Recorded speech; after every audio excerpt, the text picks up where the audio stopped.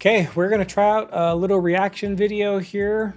I'm gonna watch this video. Working every day is why you're behind, and I'm gonna share my thoughts throughout the video. There's a lot of people like yourself who have this tension inside of them. On one level, they are, wow, I didn't get enough done. And on another level, they know that if they don't rest, they're not going to get as much done. And yet when they try to rest, they're constantly telling themselves they have to do more. Yeah, so I see this often with business owners. It's a trap for sure, because what's happening is something else is going on in the business. Systems are broken, whether that's related to cash flow, client, team members, or systems itself. And I'm going to feel that need because I have to pay bills. Some of those bills being I need to make money. And so a lot of times we end up saying yes to work we shouldn't. We accept a price lower than we should. And so this constant cycle of I need to work so that I have the money to pay the bills, but I can't physically work or mentally work all the time. But the second I stop, all I can think about is the work that needs to get done, because I need to get it done in order to get paid so I can pay the bills. It's a vicious cycle, and let's see if he's got some solutions for us on how to help it. So in this video, the main thing that we're going to do is talk about how to see rest completely differently. And then we're going to give you some very practical tools on how to make sure that you can rest without guilt. So where this whole thing starts is that somewhere in your life, you were told and you believe that if you work harder, you'll be further along. If you do more, you'll get more love, you'll get more attention, you'll get more money. That's something that you were taught. Yeah, he is absolutely correct here. I just refer to that general lesson that is so embedded in our culture as hustle culture, the hustle and grind culture. It has permeated everything. And so that's why all of us have grown up with this idea that like you just have to work and grind and sacrifice. And then someday at the end of the rainbow, you're going to see the benefits for all that hard work. And maybe you were taught that by a parent or by a teacher, but it was something that you were taught. Somehow you got rewarded for doing more. So it paid off in some way, and then you believed it. But if you really look at the way the world works, it's not the case.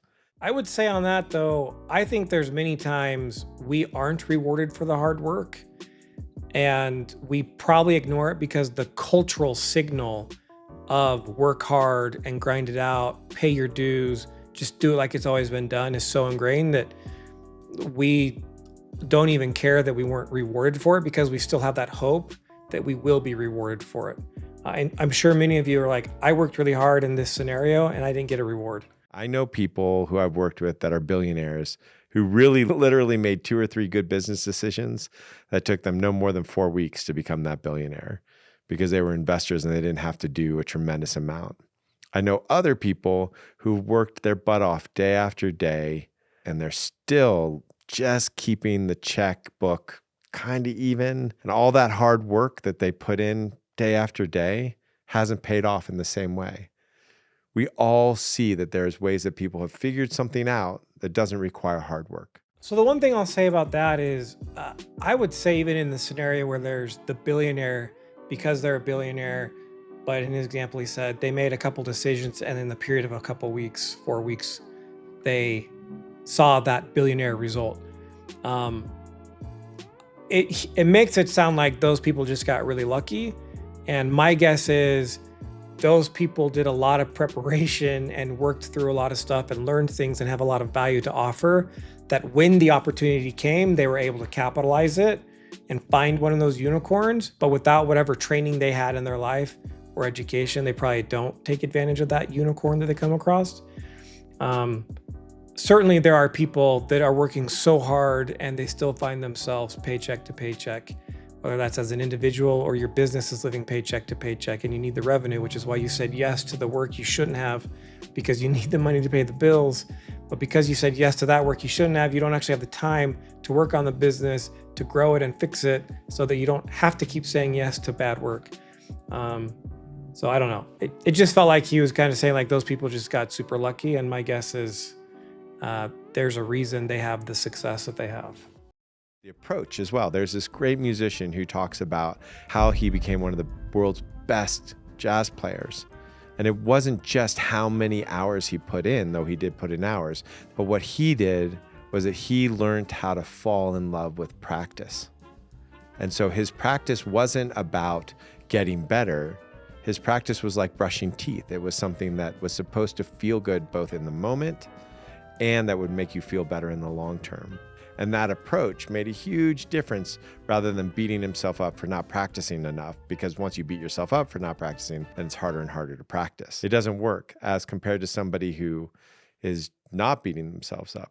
So it's not just how many hours you put in, it's how you approach it that makes you successful. I wasn't sure where he was going with that. I agree with his conclusion.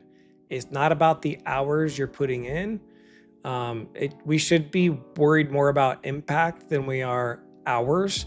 It's like if you're employing people, it's less about the time their butt is in the seat and more of the results that they're getting. And just from referencing his practice metaphor there, yeah, we need to be comfortable taking time to practice. But a lot of times for business owners, that practice shows up in the form of maybe going to masterminds or conferences, reading books, getting ideas from other people to see how you can apply them. To me, it's taking the time to step back from the actual performance and prepare yourself so that when you are at work and you need to perform, that you're leveling up. That's the way I kind of think through the practice thing. So once you realize that thing that you were taught, that the more effort you put in, the more valuable you are, the more you're worthy.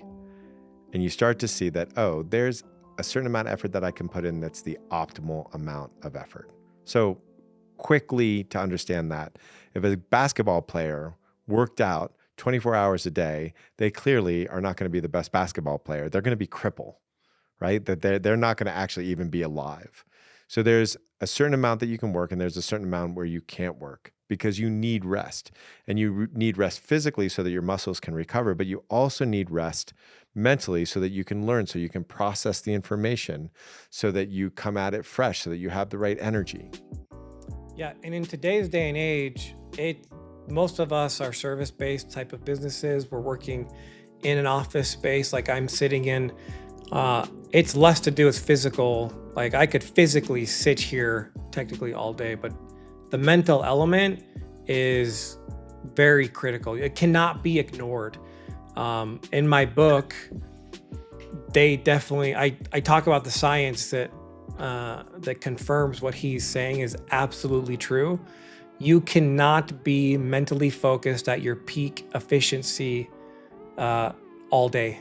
In fact, my book talks about how most people can't go more than 3 hours at a time, which is why I created the 3.3 rule, which is work up to 3 hours, so it's if I feel like only working an hour, so up to 3 hours, followed by a 30% recovery period, so that you're forcing yourself to take an intentional break.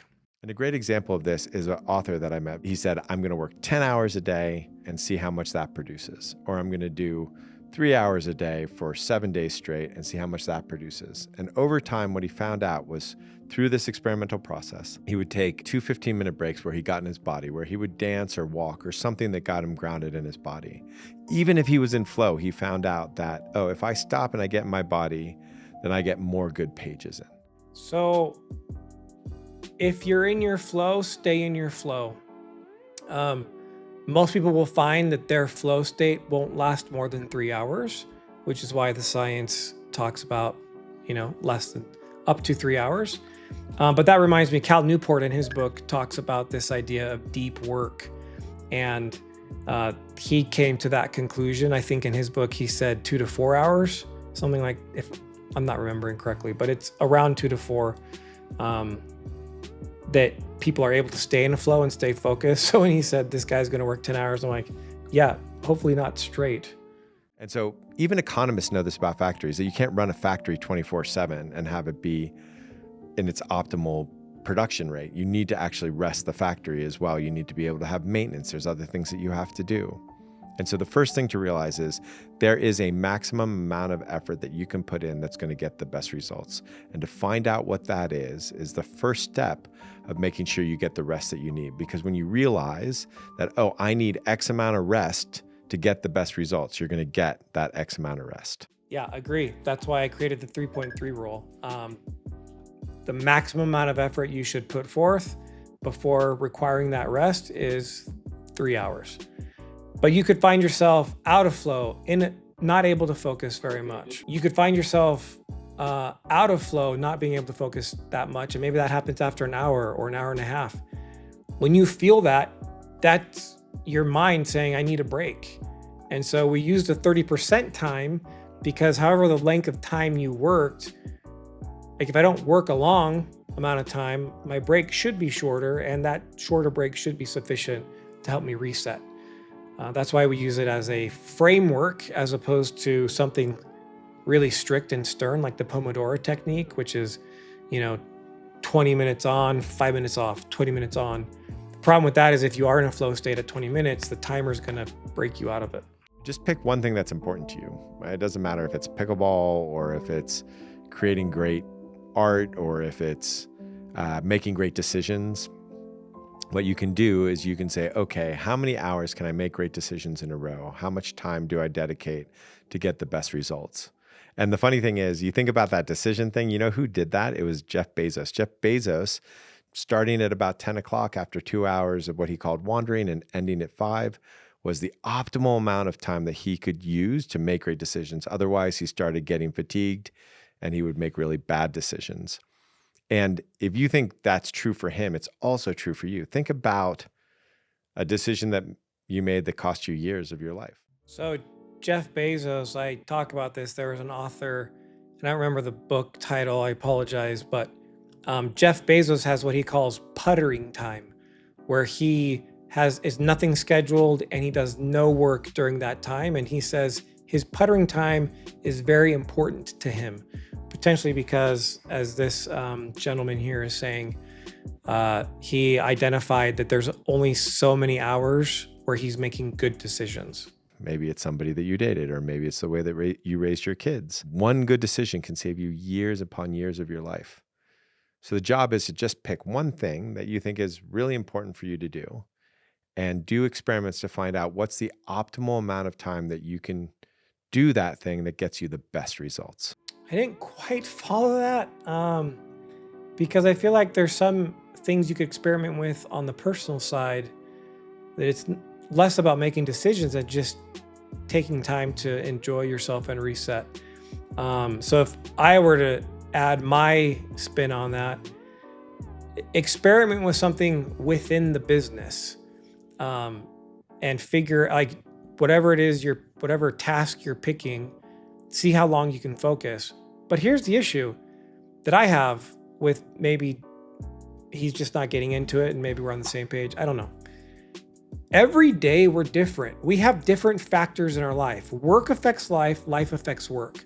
So depending on what happened at home in the morning, the same task that yesterday I was able to focus for a whole hour and a half, I might only be able to focus on it for a half hour today. So for me, this idea of being aware of rest, which is very powerful and 100% true, you need to take breaks to be the most productive. If you have to know that it needs to be a framework. This idea of solid numbers of hours is not, it's not sustainable. It's about being aware of when I'm not focused. I have an activity, it's not going well. I read the same sentence a couple times. My eyes are drooping, whatever it may be that's telling you you're not focused. When you feel that, it's about the self-awareness to say, I need to take a break right now. And so however long you were working, my recommendation is take 30% of that time, and that's how long your break should be. The second thing you can do is really experiment how to rest. But here's the thing about that is most people, what they really need is a rest from their incessant voice telling them they're not doing enough, right? And so if you're constantly beating yourself up for not doing enough, then you're never getting the rest that you need. So I had a CEO that I invested in a long time ago, And she was just a hard driver. And I asked her, how do you drive so hard, so much, so long, for so many years? And she said, oh, I don't know. And one day I was hanging out with her and she said, oh, it's my time to ride horses. I was like, what's going on? And somehow or another, she was 50 something years old. And when she was 35 years old, she learned how to ride horses and jump them. I went to go visit, and then we went down to the thing and she did it. We talked in the car on the way, talked in the car on the way back. But I noticed when she was on that horse, she couldn't think about anything but the horse. 45 minutes straight.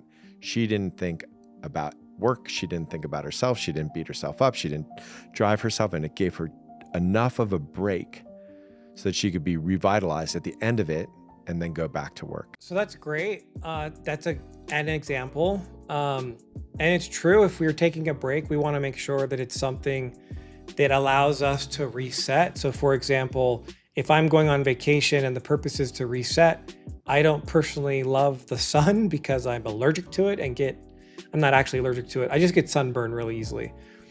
And so being on a boat isn't relaxing for me.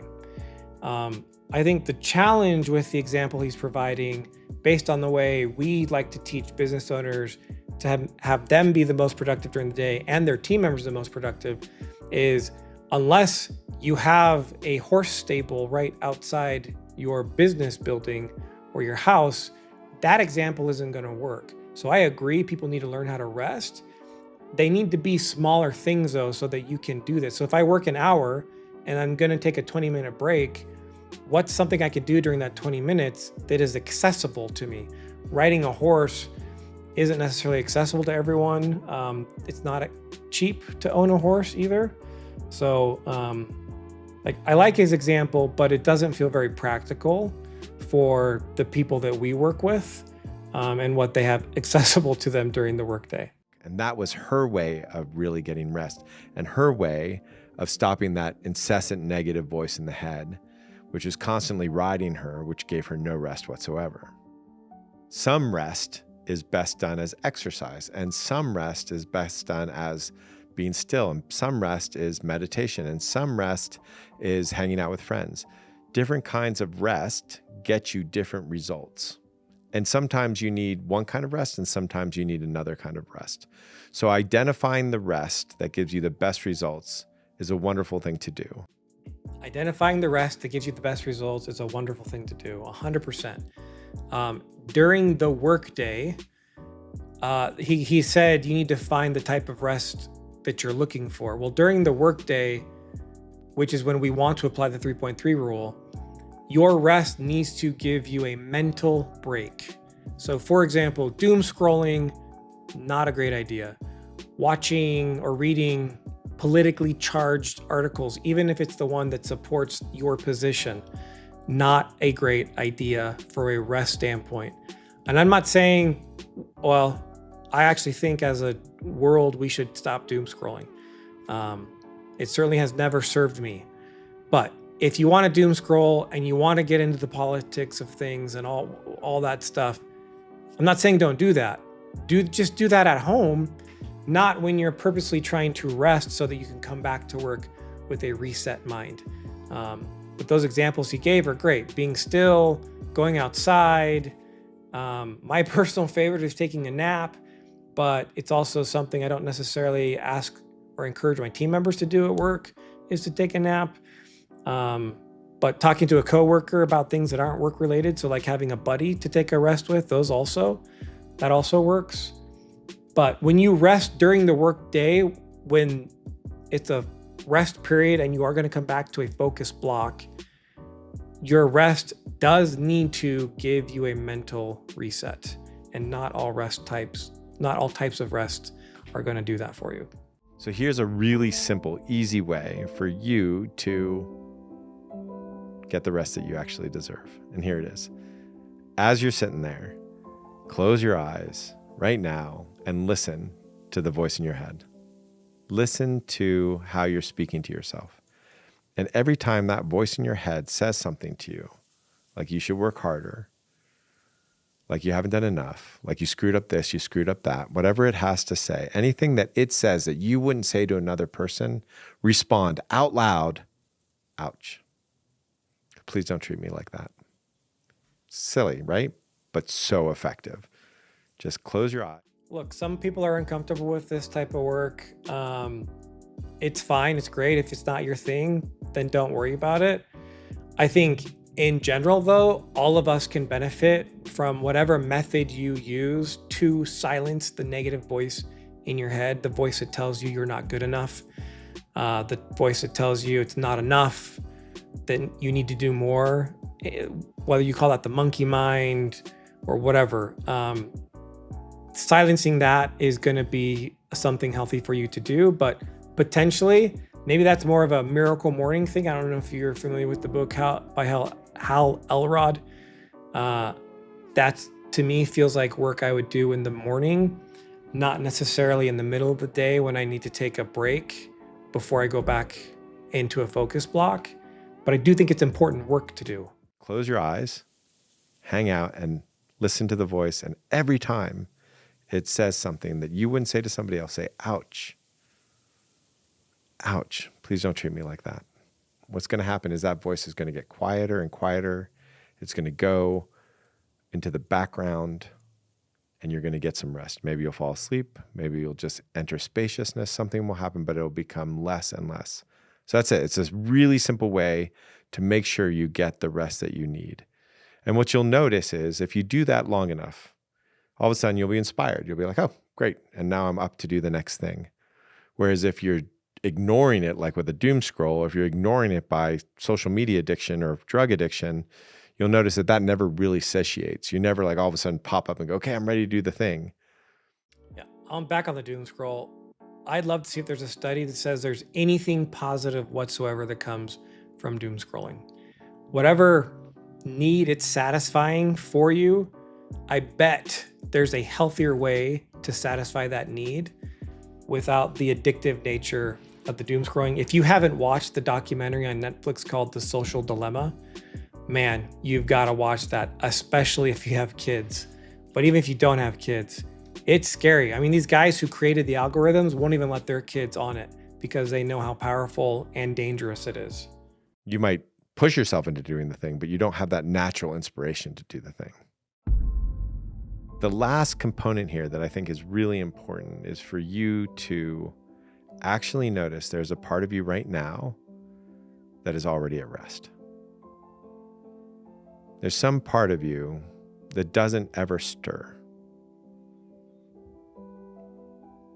So I'm going to ask you to feel for that right now. It's always there. There's always some part of you that is silent. Some of us are introverts, so we're almost always silent. Yeah, this is interesting. It's a little bit outside of my knowledge base when it comes to this. I don't know if it's analyzing that he's doing here. And I think if you were watching this video from a standpoint of trying to solve a problem, I'm not sure you would be at rest. But yeah, we'll see where he goes with this. That is undisturbed. And if you just feel into that, you'll notice there's always a rest available to you. There's always a quiet, settled place that you can go to inside of yourself. Yeah, good stuff. Again, I think the meditation stuff and talking and trying to silence your negative voice, for me, that's more of a miracle morning activity and less during the day. But I mean, overall, you know, a lot of great points. You need to rest. You need to rest. In order to be productive, you have to rest.